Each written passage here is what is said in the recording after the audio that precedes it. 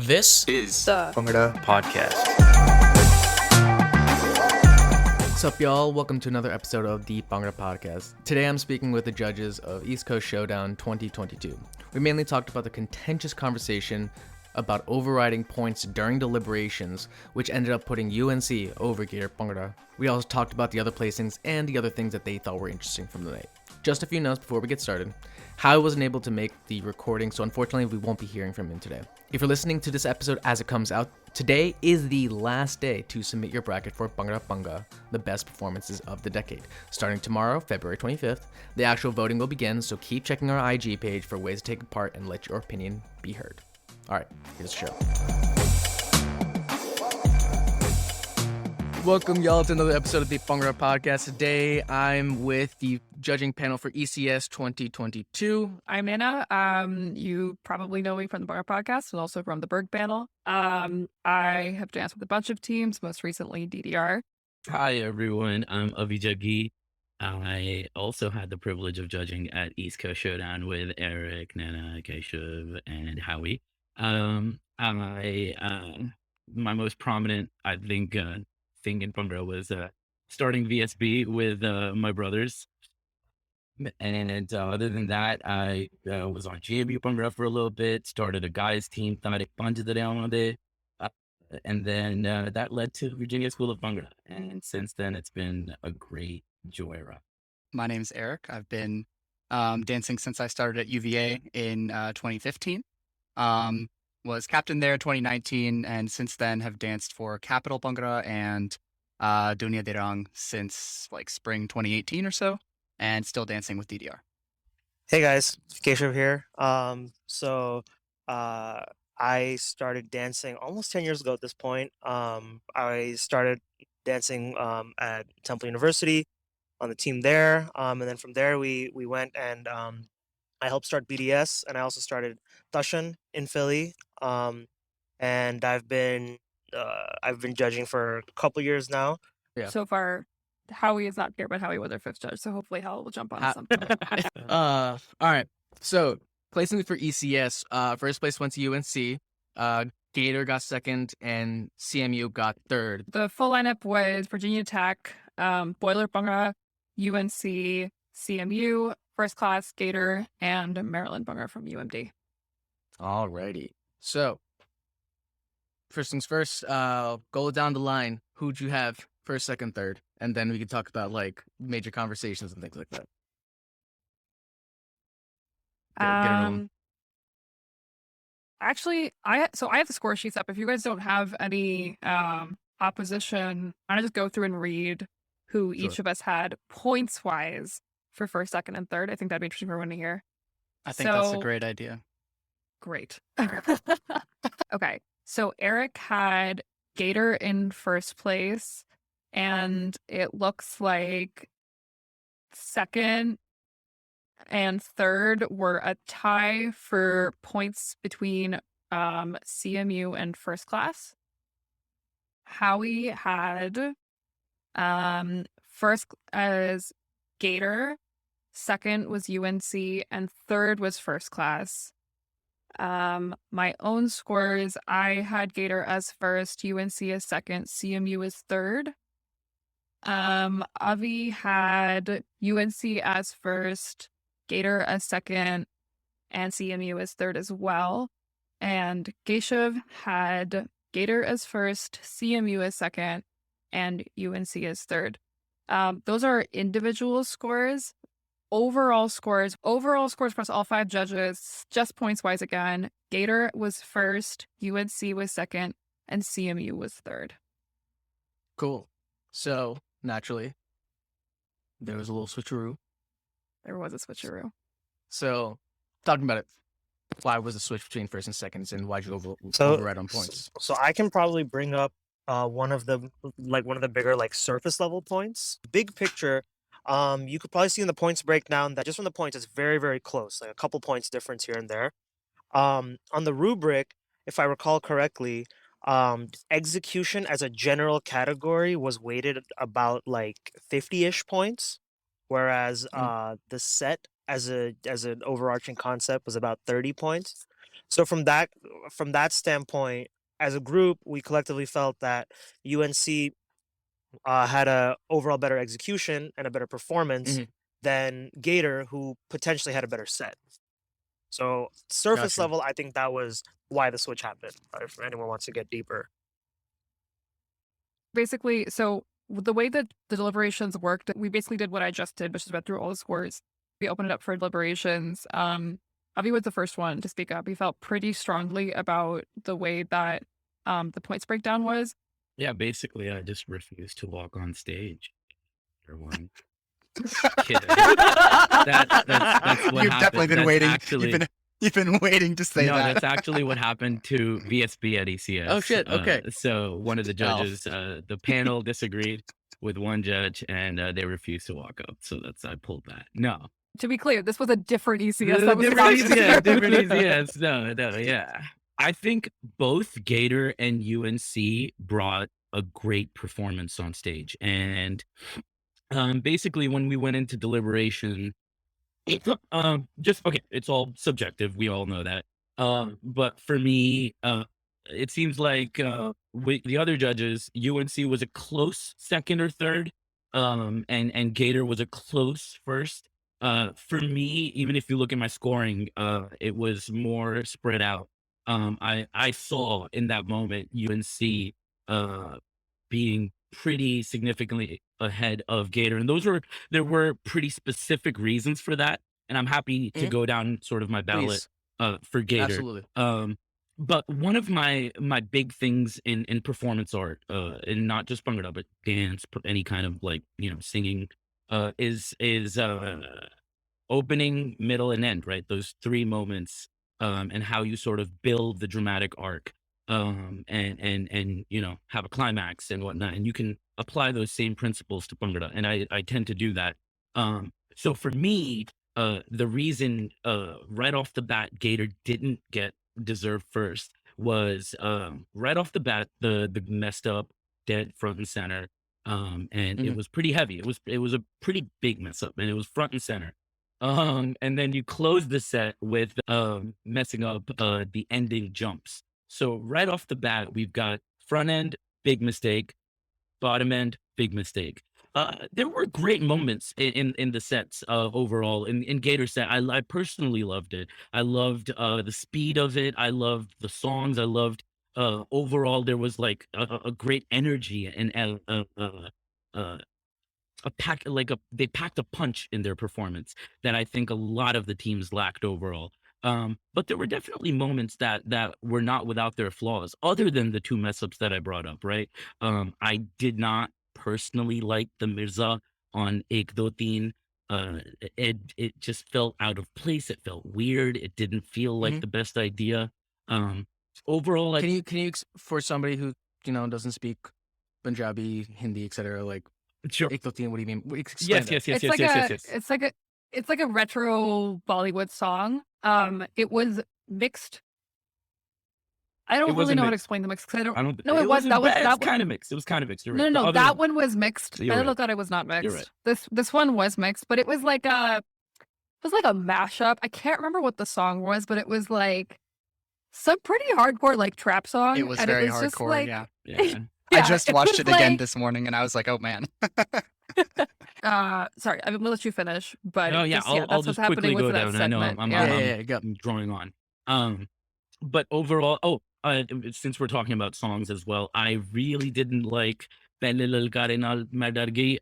That's like if you are Punjabi, if you do understand, like that's generally not a song like I would play in front of my mom, right? It's pretty sexually explicit. It's pretty like it's all an innuendo. And I would expect the Gator guys seem to know Punjabi pretty well, so. In the lexicon of Punjabi music is how I phrased it. Like you can find songs that are impactful, that aren't inappropriate. Loved that they had a Sialkoti. I thought the Brave Dil No Luddi segment was great. But then in the Pink Jordy, the energy one was clearly like killing it, and the other person, looked a little bit weaker. So the dancing, sort of the distinctions came through as the set progressed. But yeah, those key reasons for me, it just didn't feel good for me to give them first place. Um, when UNC, in my opinion, brought a complete performance. And yeah, maybe their segments weren't as nice as Gators were, but they did bring a complete performance. And for that, I felt like I had to make a case for it at least. And the judges seemed to agree. I really didn't. I told the judges, right? I was like, I'm the only one who has UNC first, and I'll explain my reasons. If you guys disagree, I'm happy to give Gator, because I'd get Gator second. You know what I mean? But yeah, so that was more or less the discussion from there. When you say and before I hop on to everybody else, just to elaborate on what you were talking about, when you say complete performance, what exactly do you mean? Complete in the sense that largely, I mean, Rubric also had dancing as a big, I believe the breakdown was 50-30 or so. Was it an 80-point rubric or was No, it? no, there's the 20 I- points for like things like impact and cohesion. Got you. yeah, Got you. Okay. memorability, team unity, Mhm. whatever ambiguous term you want to put it on. Yeah. But yeah, I felt like UNC they hid their mistakes well, because I did go back and I watched the whole comp all night. It was a long night. But UNC, I noticed the mistakes that I noticed watching it the second time around, I did not Mhm. pick up on the first time around. For example, Gotcha. they hid their Jordy pretty well. Mhm. And the guy had a lot of offbeat stuff, but they hit it well. And I mean that's you got to work with the dancers you're given. And I mean I have a whole ballot on UNC, but I'm gonna let the other judges talk over Yeah. why I thought UNC was just better. But that's why I had Gators second though. Got you. Okay. So just for what it's worth, I think my point deficit was probably pretty like next closest to being 0 between Gator and between Gator and UNC. Like so when Avi brought up all these things about like here's why he thinks that UNC should win.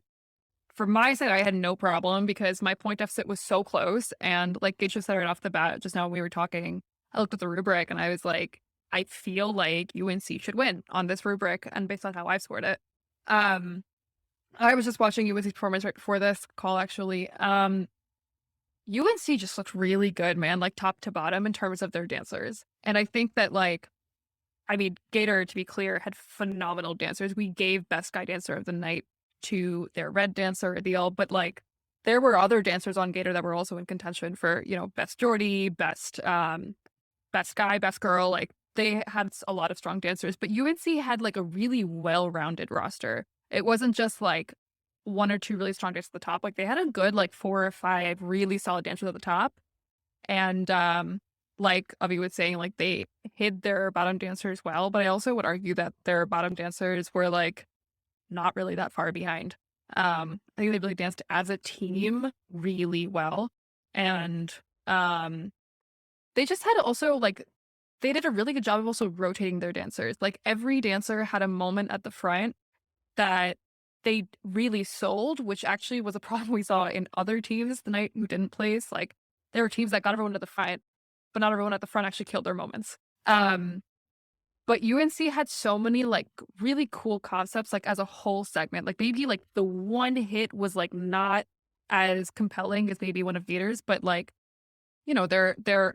their sub segment on the whole had like, it was a 16 counts worth of like really creatively like well thought out formations and moves and stuff working together. So it was really cool, I think, especially to see. I know UNC's been successful for a while, but like that particular team is still pretty young from what we were told. And it was really cool to see a lot of first time dancers, a lot of first time captains work really well within the UNC kind of ecosystem to come up with like a really creative and well executed set with working with the dancers that they've got. No, just a quick point. I think UNC, you could really tell that they put in the time at practice to work together.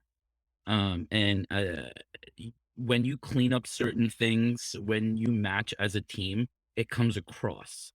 I'm not saying that other teams didn't spend the time. I'm sure they did.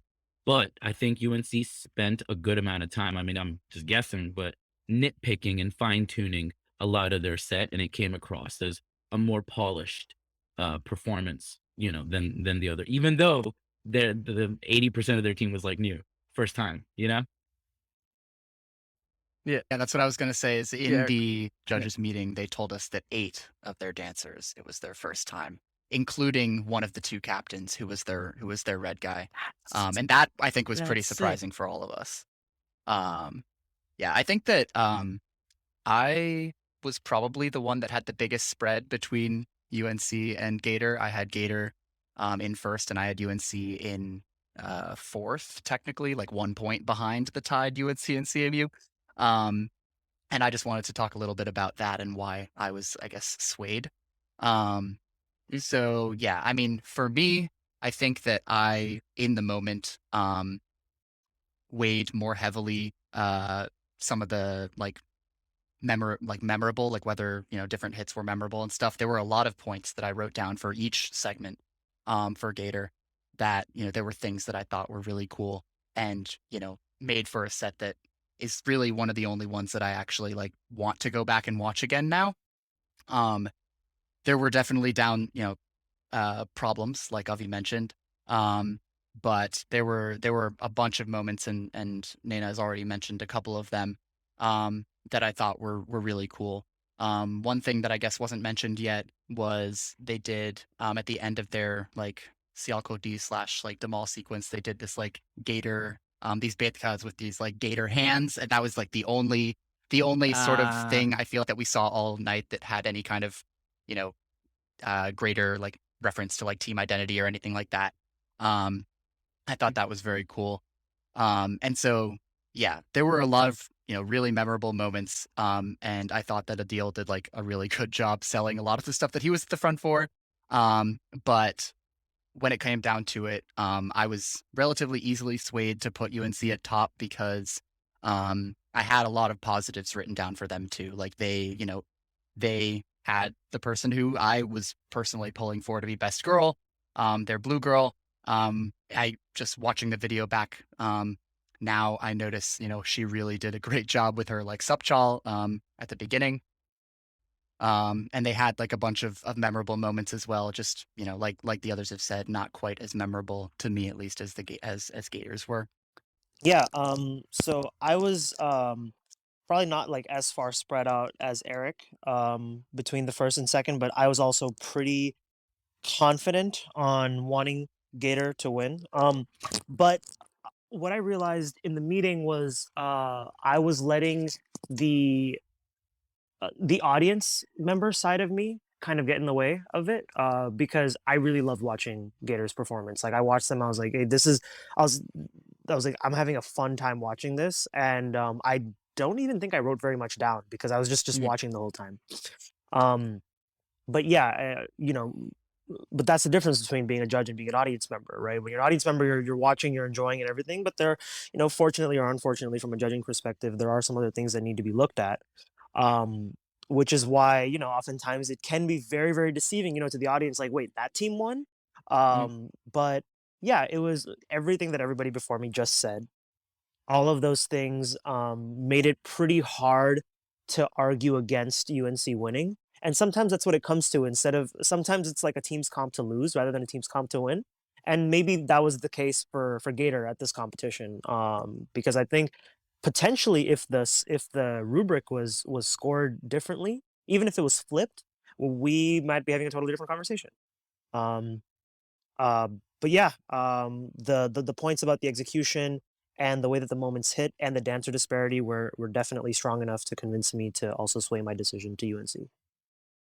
So, as maybe younger dancers and things I understand this conversation that we're having, but I'm hearing a lot of UNC did really well and UNC was awesome, but then why? Can you explain to somebody who maybe just doesn't have the rubric in front of them, why exactly if UNC was so good, why didn't UNC literally have more points for most of y'all? So this is you're gonna get a slightly different answer probably from every single judge, not just on this panel, And but that's fine. Yeah. not even just on this panel, but judges in general. I think everyone has different systems for how they score, and that's a big part of it. So one thing that I think everyone needs to also understand is that, at least on the Bhangra circuit, I know it's not the case on other circuits, but like you can change your scores. And not only can you change your scores, if you're a good judge, you probably are changing your scores as you go because it's really hard to know, like, judging is relative, scoring is relative. So one team and one performance on one night in one lineup is one score. The same everything except like a different lineup would be a different score, or like a different rubric would be a different score. So it's not as objective as everyone thinks. And when I'm talking about like scores changing, I think this is where like your lineup, where you are in the lineup matters. Not matters in that like if you go first, you will lose, or if you go last, you will win, which I think is a big like myth on the circuit, right? It's why people like particular lineup spots. But just in that, like, if you're earlier in the night as a judge, I have like fewer things to compare you to. So, right. So if they're 10 points for something like, I don't know, formations, I'm just going to pick something out of the hat here, right? 10 points for formations, and you went second, and your formations were better than the team before you. Do I give you 9 points versus 7? Do I give you 10 points versus 2? Like, how do I know how much better you were than the other team? The later it is in the lineup, the easier it is for me to look back at the entire lineup and say, okay, well, team 1 was better than team 2. Team 3 was better than team 2, but not as good as team 4, et cetera, et cetera.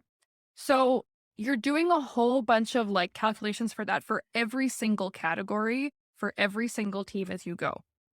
So, you know, little by little, then you look at a total score, and that's where you start to have these discrepancies, right? Where like everything may be like super, super close. I think the whole reason that like I had Gator UNC so close was because they were like, you know, first and second in this category, second and first in this category, first and second in the other category. And then you total them up and it's like, well, one team is ahead by like half a point, you know? So that's why deliberation, I think, is such an important part of the process, because it's really, really hard to accurately capture the experience of judging and scoring, and also just like receiving the art as it's being delivered to you real time.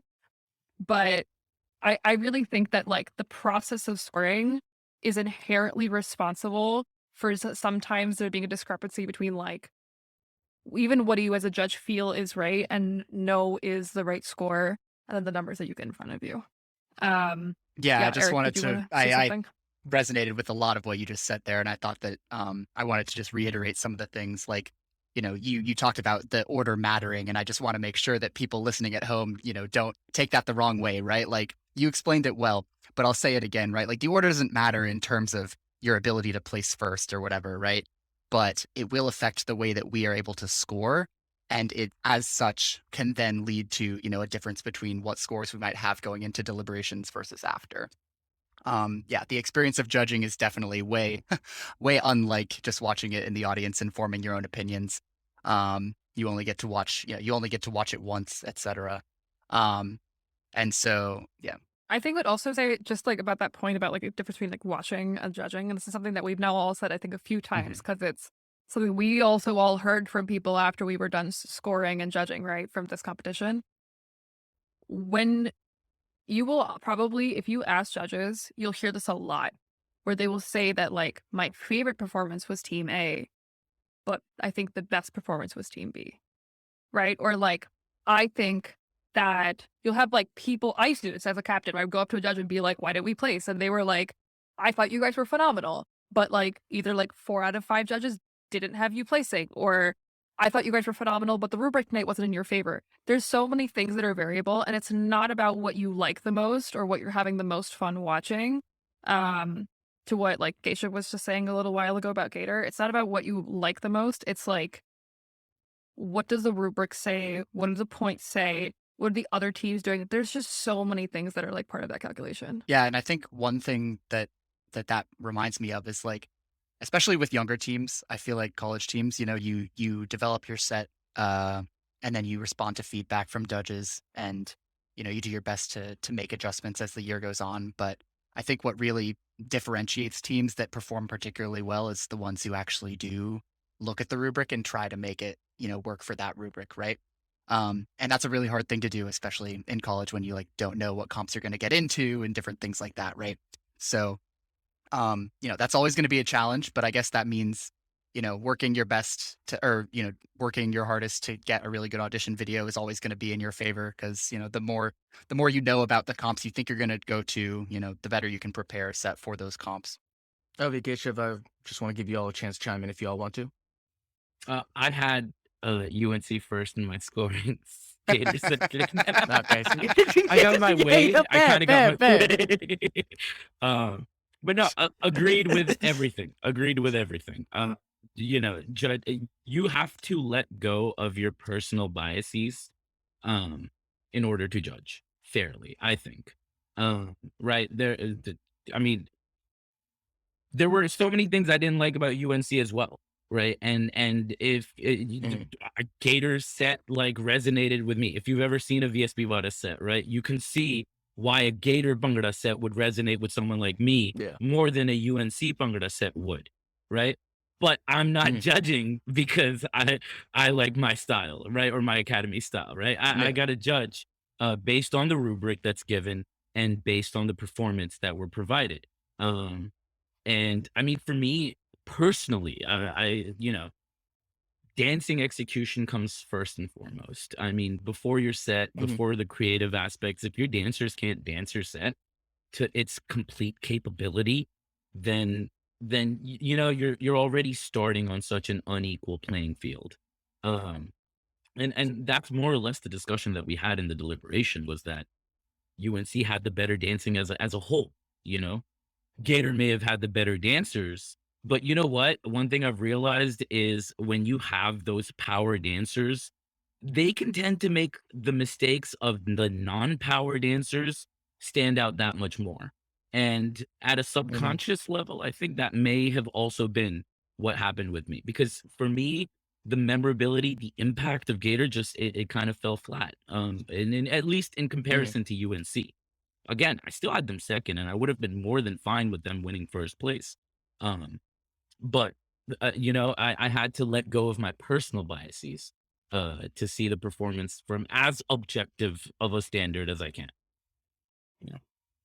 Cool, Keshav. That's another kind of one of those smaller factors that does go into play. And Umar, you were talking about why the point distinction. Why is, like, some places there's this team has execution from some judges, it doesn't. It's because of what what each individual is able to see, and that's also part of the flavor of each individual judge, right? Like, we each bring something different to the table. If you wanted 5 robots, it would be a completely different thing. I see something different. Eric sees something different. And that's kind of the beauty of judging the way that we do. And the point about changing scores, that's crucial here, that we're able to allowed to change our scores throughout, because if we weren't, then shorter would surely screw people over. Like, the first team would always get the worst score. So there's a lot of different things that go into it. Certainly one of the biggest things is the individual personality and the individual perspective of the judge itself. Cool. I do want to make sure that we at least, based off of this, it seems like there wasn't too much of a conversation on third place with CMU versus FCB, kinda, but tell me. I don't think that it was really that much of a conversation. We all pretty much agreed that CMU was better. For me, I had them tied with FCB in second personally.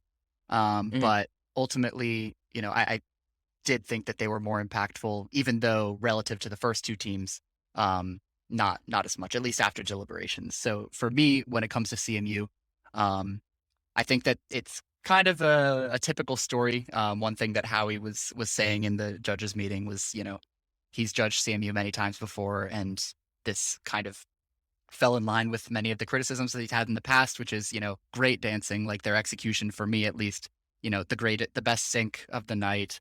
Everybody at CMU dances the same, and that's really impressive. And if other teams could pull that off, then, we would be in for a totally different show.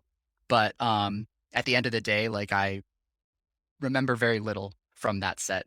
There were a few good moments that I have written down in my notes, but at the end of the day, my overall thoughts were nothing particularly memorable aside from the fantastic execution. So there were also a couple of things that brought them down. Otherwise, I think that maybe they would have been vying for second. But in particular, they brought out the snare drum during their Kunde segment. We talked to the guy who was playing the drum in the judges meeting, and he told us like what beat he was trying to play, and we were like, yeah, that just didn't come across to us at all. It just sounded like you were banging on it. So it's hard, and like this is one of those where it's like it's a risk, right? But it's like it's hard to know until you're on that stage. Like, how does it sound in the audience? You don't know. How does it like? Are we gonna know what you're doing? Like, I give them a lot of props for taking that risk. Did the risk pay off? Not necessarily the way that they intended, but CMU tried some stuff. First Class tried more stuff, but like Eric said, I just pulled up the scores, by the way. Like, they were actually number one in dancing ability for the night. First Class had, I think, like third and fourth, and like I think set design and dancing ability, something like that. So CMU was number one in one of those categories. Kind of hard to and I think that obviously a lot of people are going to or they see First Class getting fourth and they think, how on earth is that possible? They just got first at Berg, right?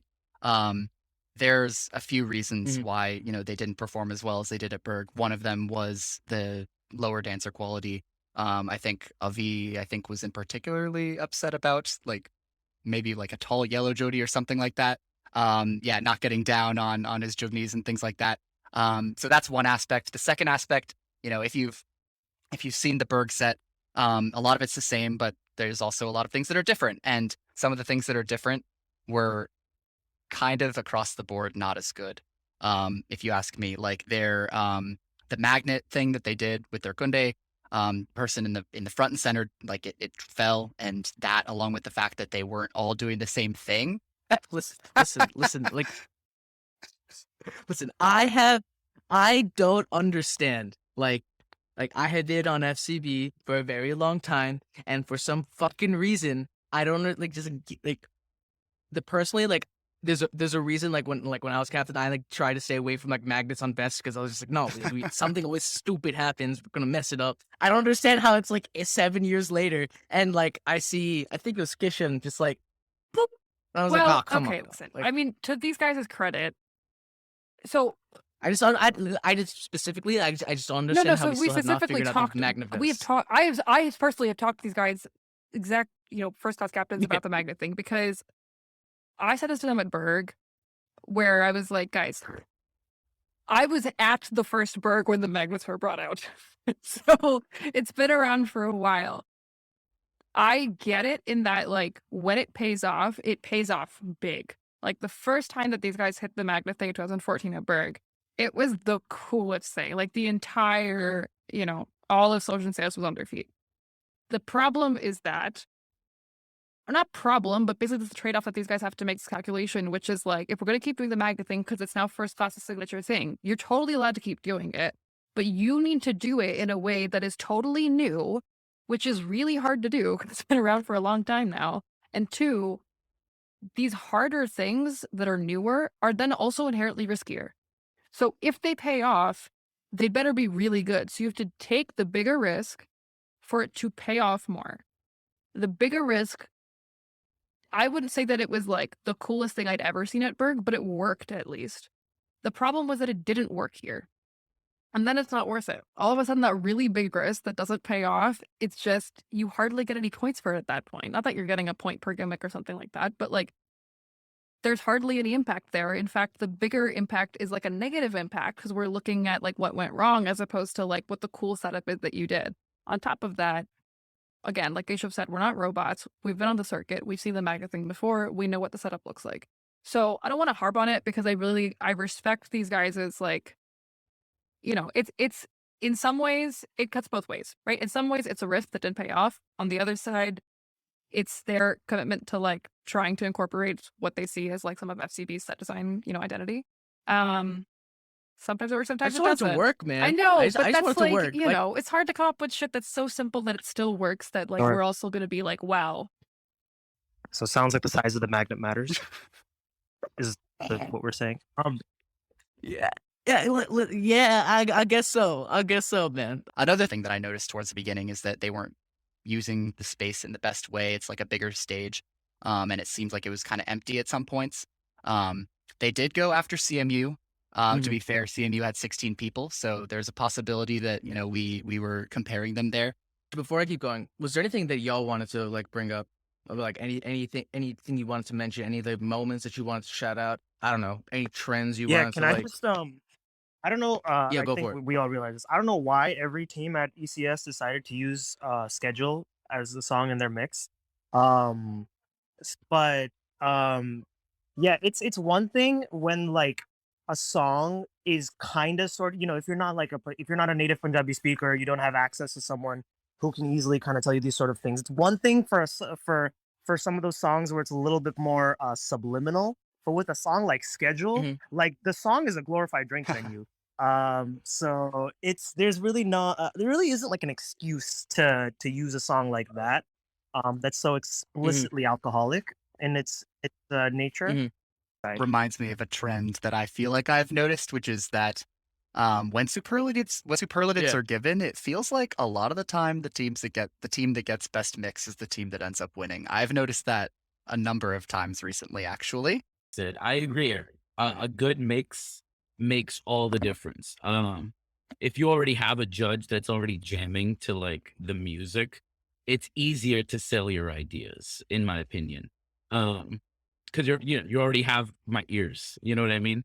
Um, but in terms of trend, yeah, I will say I think I think I saw a lot of top dancers on a roster. Like I felt like the captains of teams um, made a lot of mistakes. Like I feel like as captains, as if you give yourself the red Geordie, which essentially means you're giving yourself more center time, right? You're more visibility. You have more of an onus. And I felt like from top to bottom, I mean, the top Geordies within teams looked like they were getting out danced by their the other dancers, which is fine, but then bring those dancers to the front more. And we're not going to do that either. um and so in terms of music, yeah, I wholeheartely agree with Geshav.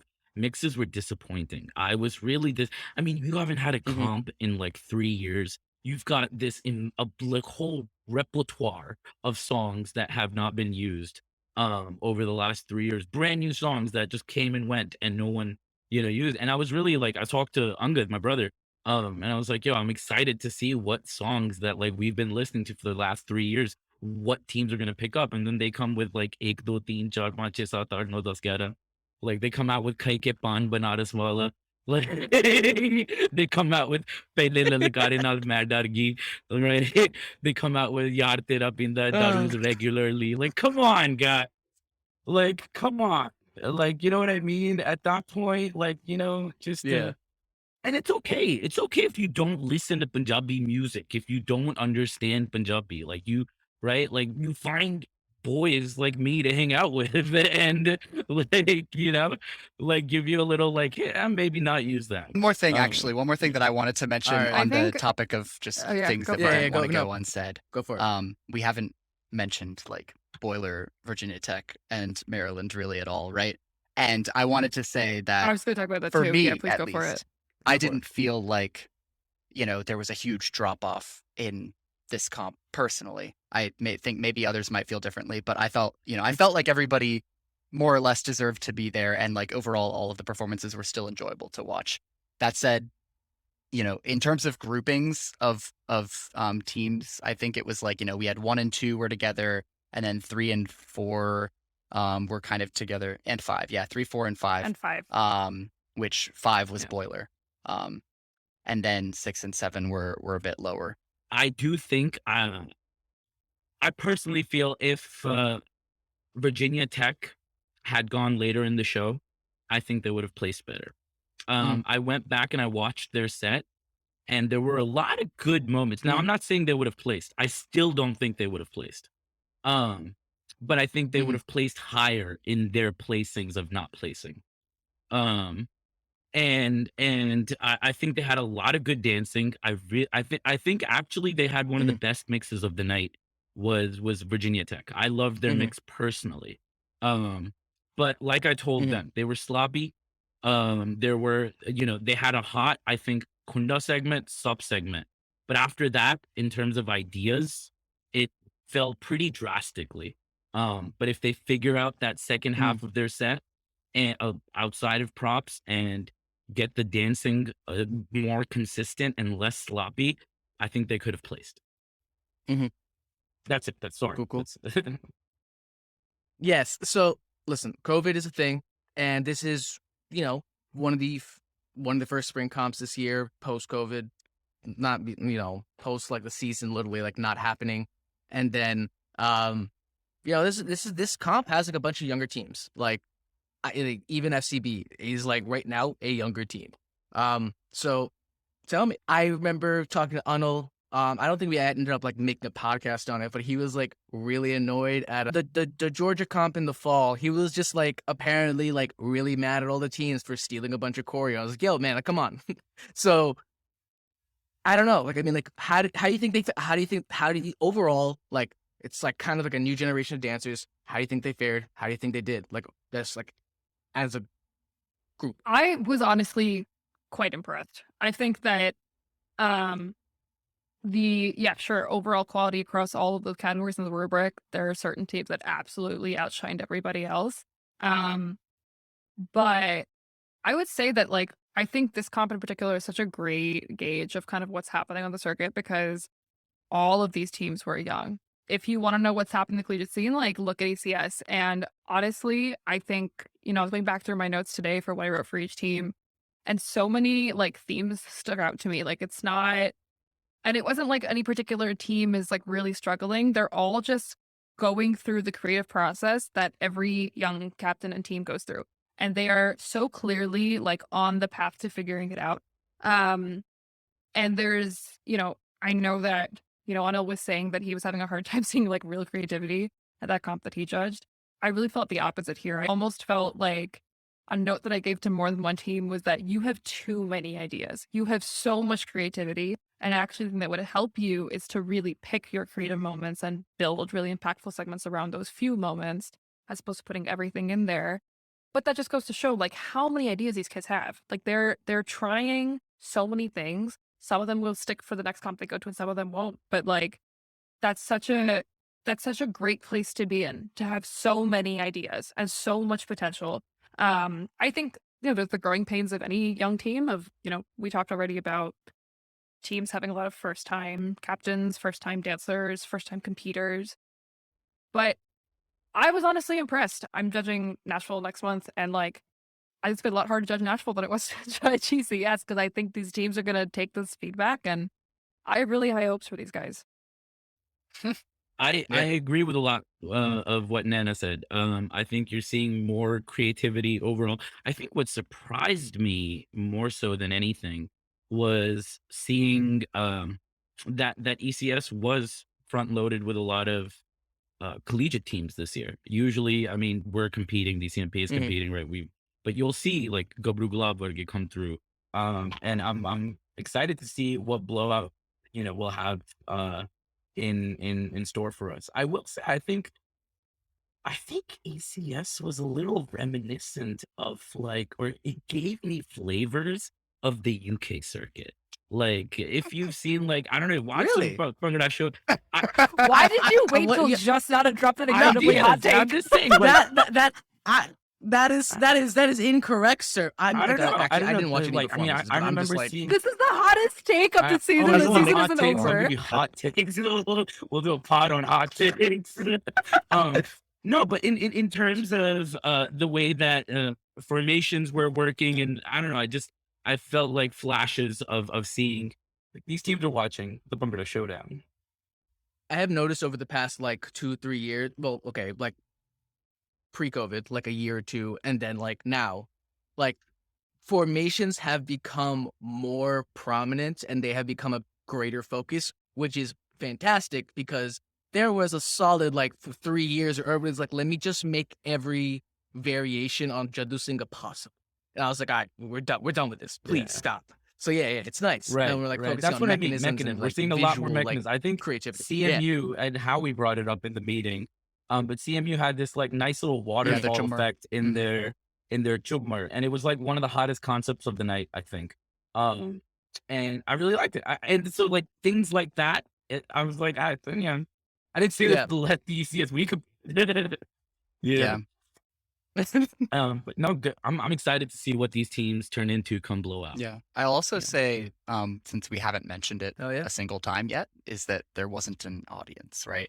So that was one of the big impacts that COVID had on this. Yeah, you didn't even know exactly. Oh, I had no Oh, idea. yeah, Oh, yeah. hell, That's okay. like- yeah, okay, I to be know. honest, we didn't find out that there wasn't going to be an audience until the day before we all traveled to Charlottesville. So that's fun. I will say, all you teams that think that you're so good, you're at the top in all these top competitions, just know you are not the circuit trendsetters. You are not the ones who are going to decide how good the circuit looks in a couple years from now. It's these kids. They're practicing their skills now. They're practicing their dancing skills and their set design skills, and they look really fucking good. And just wait. Don't get lazy. Don't sleep on these young teams, these young dancers. Don't show up to comps and be a dick to them because they're young. They don't know what they're doing. These guys are part of our circuit, and they're killing it. They really are. So don't sleep on these younger collegiate teams. They're really stepping up. Hell yeah. Get you want to say anything? I would that, and then also teams, please stop high pitching your mixes. It's really annoying to listen to. It's like It's that's so Can you bad. explain what that probably means? It's so though? bad. when you listen to a song, right? When the producer makes a song, it's at a certain tone. But like my voice is at a certain tone right now. If I start talking like this, my voice just went way higher. That's what everybody's doing to their. I've been doing. Oh, we are turning into But, the UK. but circuit you here. guys also, and you should definitely make this clear to teams, you guys also complained about the bass being too heavy, right? Yes, here's the other thing. Oh my God, thank you, Eric. Yes. So stop high pitching your songs, teams. A, B, teams, stop focusing so much on bass. We've been talking about not like bass, like bassiness. Stop focusing so much on bassiness. It doesn't actually matter as much as we think it's mattered for the past like 10 years. All that matters, 90% is mids and trebles. So you mixers, you producers out there, when you pump up the bass in an auditorium, it just makes it suck for everybody listening. But when you pump up the trebles and the mids, you hear the vocals, you hear the musicality, you hear the. We can actually Hear tell the- what songs you're dancing to. Thank you all for listening to another episode of the Bhangra Podcast. If you like the podcast, the absolute best thing you can do to help us out is just to share the episode with a friend. The more people listen, the better. If you're listening to this episode as it comes out, today is the last day to submit your bracket for Bhangra, the best performances of the decade. Starting tomorrow, February 25th, the actual voting will begin, so keep checking our IG page for ways to take part and let your opinion be heard.